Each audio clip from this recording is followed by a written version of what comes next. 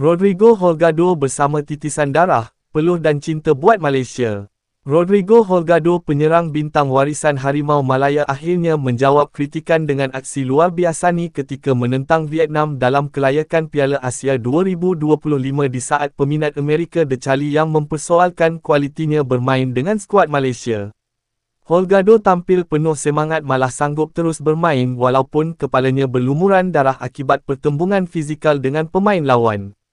Detik itu jadi simbol bahawa dia bukan datang sekadar pelengkap skuad, tapi hadir dengan jiwa seorang pejuang.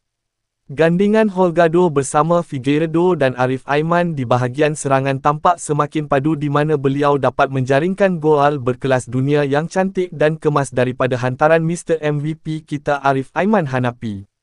Mereka seperti pernah bermain bersama bertahun-tahun, mereka saling memahami gerakan dan ruang. Sedangkan baru 5 hari sahaja mereka bermain bersama.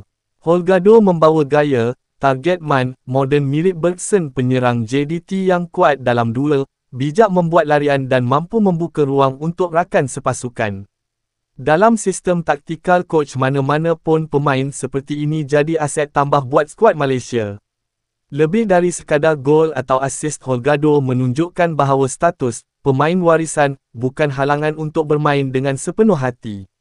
Detik berdarah di atas padang itu bukan sekadar insiden fizikal tetapi metafora dia sudah beri darahnya untuk jalur gemilang dan perlahan-lahan Rodrigo Holgado mula menulis namanya dalam naratif bola sepak Malaysia, bukan sebagai pemain luar tetapi sebagai pejuang yang telah memilih untuk berjuang bersama kita rakyat Malaysia.